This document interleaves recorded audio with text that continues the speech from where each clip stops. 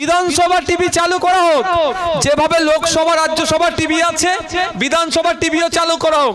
চালু করলে তাহলে জানা যাবে যে ভাঙড়ের বিধায়ক, ভাঙড়ের মানুষ ভোটে জিতিয়ে কাকে বিধানসভার মধ্যে পাঠিয়েছে।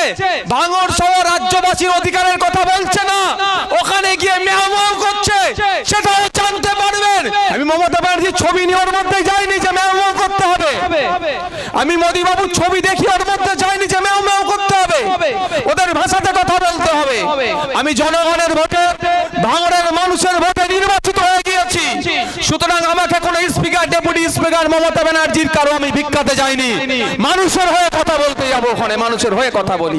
খোঁজ নিয়ে দেখুন, নওশাদ সিদ্দিকী তথা আপনাদের ভোটে নির্বাচিত বিধায়ক বিধানসভার মধ্যে গিয়ে ঘুমাচ্ছেন না আপনাদের কথা প্রতিনিয়ত বলে যাচ্ছেন।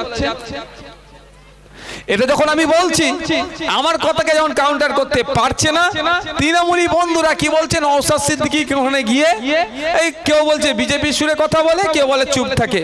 আমি তো চাই আপনারাও বলবেন, আপনারা আওয়াজ তুলুন, বিধানসভা টিভি চালু করা হোক। কি বলবেন? বিধানসভা টিভি চালু করা হোক, যেভাবে লোকসভা রাজ্যসভা টিভি আছে বিধানসভা টিভিও চালু করা হোক। চালু করলে তাহলে জানা যাবে যে ভাঙড়ের বিধায়ক, ভাঙড়ের মানুষ ভোটে জিতিয়ে কাকে বিধানসভার মধ্যে পাঠিয়েছে। ভাঙড় সহ রাজ্যবাসীর অধিকারের কথা বলছে না, ওখানে গিয়ে মেহমান করছে, সেটাও জানতে পারবেন। ওই সময় শওকত মোল্লার নেত্রীকে কি বলছে, শওকত মোল্লাদের মন্ত্রীদেরকে কি বলছে, আপনারা সবগুলো জানতে পারবেন। আমার তো মনে হয় আমার যতটা পিরিয়ড আছে এরা ভুলেও টিভি চালু করবে না। বুঝতে পারছেন না কি বলছে না বলছে, জানতে পারছেন না। বাইরে এসে আমি ভিডিও করে বলছি, অতটুকুই জানতে পারছেন। কিন্তু বিধানসভা টিভি থাকলে নওশাদ সিদ্দিকী এই কদিন আগে একদিন একটা ভিডিও কিভাবে লিক হয়েছিল আপনাদের, না তাও তো আমার ছবি আসেনি, গলা শুনে বুঝতে পেরেছেন কি বলি না বলি। তখন ওখানে আমি কারো ভিক্ষাতে যাইনি, আপনাদের দোয়া আশীর্বাদে গিয়েছি। আমি মমতা ব্যানার্জির ছবি নিয়ে ওর মধ্যে যাইনি যে মেহমান করতে হবে, আমি মোদী বাবুর ছবি দেখি ওর মধ্যে যাইনি যে মেহমান করতে হবে, ওদের ভাষাতে কথা বলতে হবে। আমি জনগণের ভোটে, ভাঙড়ের মানুষের ভোটে নির্বাচিত হয়ে গিয়েছি, সুতরাং আমাকে কোনো স্পিকার, ডেপুটি স্পিকার মমতা ব্যানার্জির কারো আমি ভিক্ষাতে যাইনি, মানুষের হয়ে কথা বলতে যাবো, ওখানে মানুষের হয়ে কথা বলি।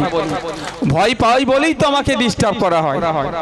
আমি বলেছি ভাঙড়ের মানুষের কথা, ভাঙড়ের মেধাযুক্ত ছেলেরা আছে, যেমন পড়াশোনায় ভাঙড়ে এগিয়ে যেতে পারে, তার প্রমাণ আপনাদের ওই পোলেরহাটে সম্ভবত অর্থের অভাবে সে নিটের কোচিং নিতে পারেনি, ইউটিউব থেকে দেখে দেখে কোচিং নিয়ে অল ইন্ডিয়া লেভেলে 1947 র্যাঙ্ক করেছিল।